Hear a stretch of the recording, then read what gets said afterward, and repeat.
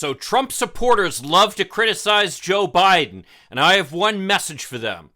People who live in glass houses shouldn't throw stones. Let's talk about it in today's video.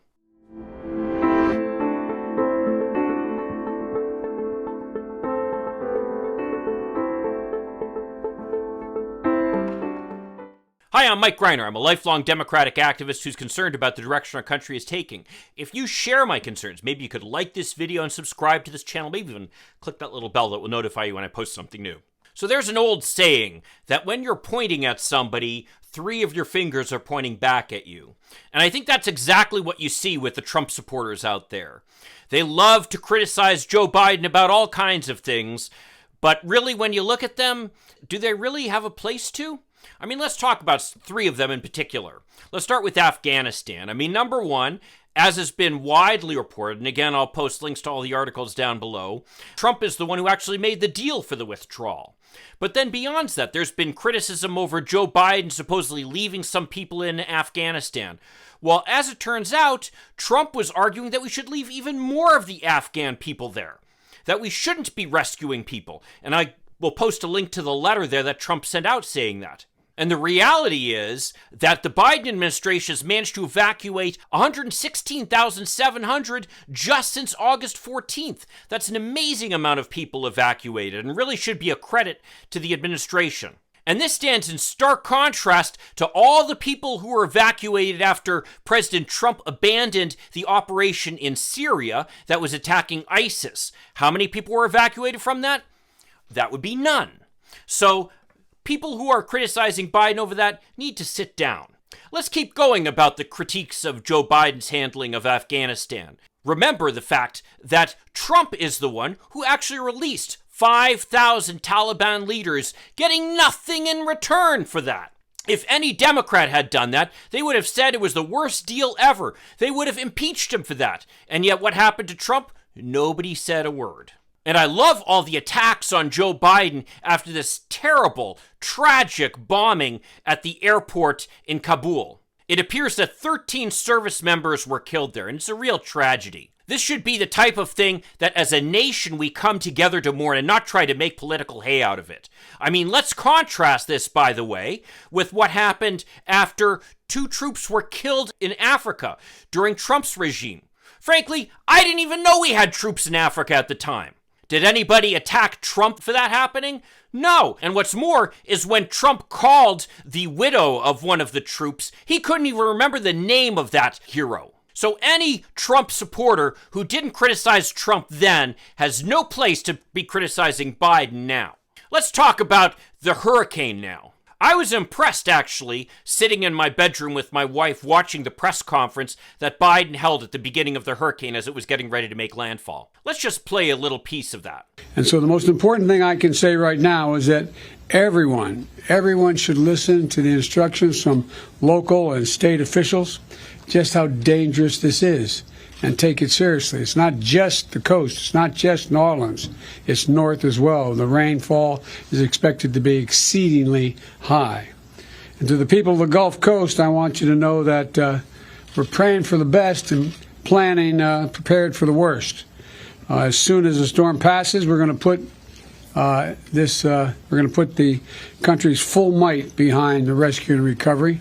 And I mean that. I've been around for a lot of hurricanes. I'm no expert, but I've been around for a lot of hurricanes, and I don't think we've ever had as much preparation, long-term preparation with the levee system and preparation here.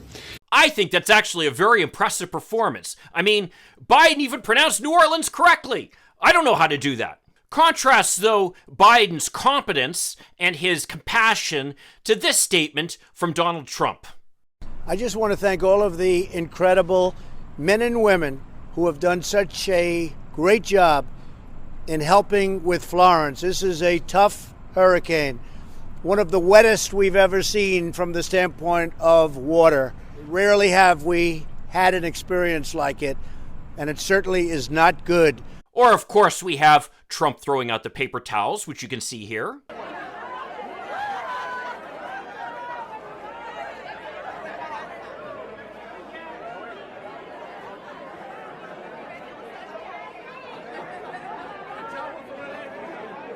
And of course, Trump didn't know Puerto Rico was part of the United States.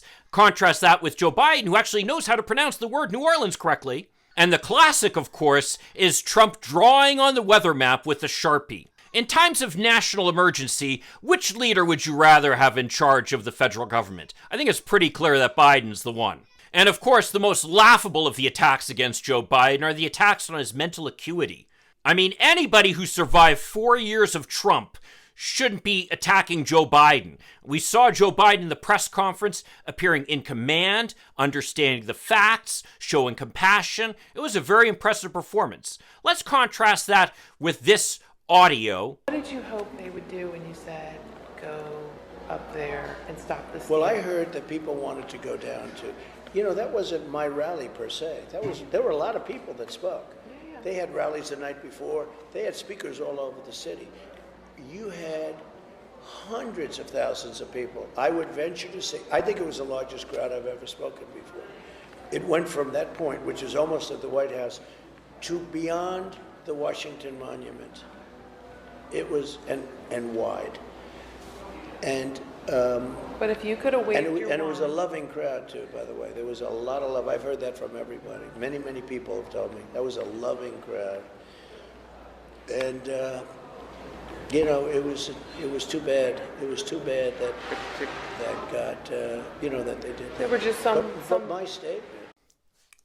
I mean, really? This guy was the president of the United States.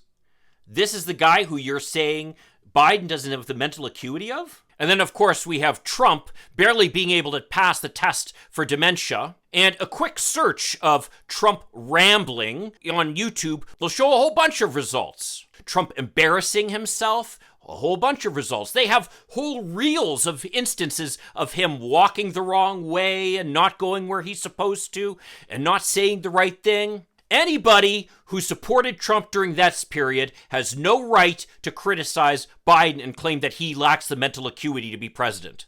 But I can already hear some of the Trump supporters now saying, oh, you liberals, you were attacking Trump over these things. And the reality is, generally speaking, we weren't. We didn't attack Trump over his inability to walk down a slight ramp at the Naval Academy. We didn't attack him when he couldn't drink water out of a cup, or when he kept talking about his very big brain.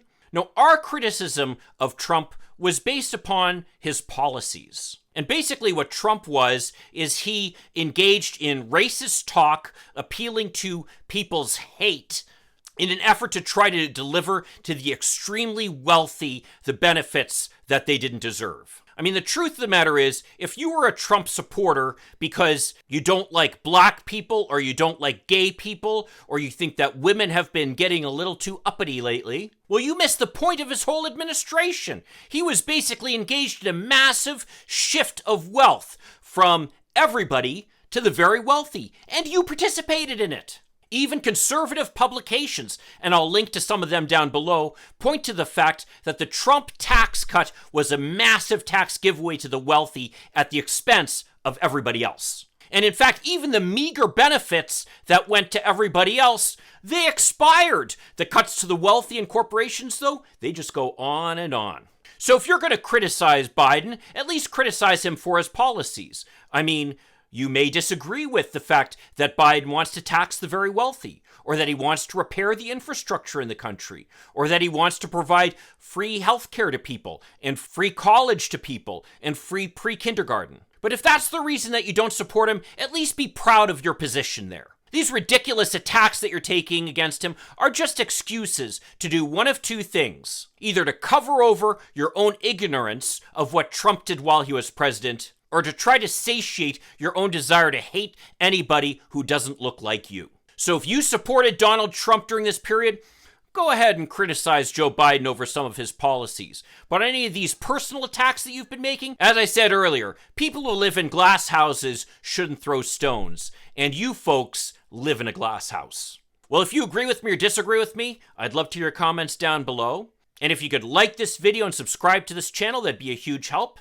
And frankly, even if you give this video a thumbs down because you don't like what I say, you're still helping me. So do that too. And I'll see you in the next video. In the meantime, let's hope for continued progress. Thank you.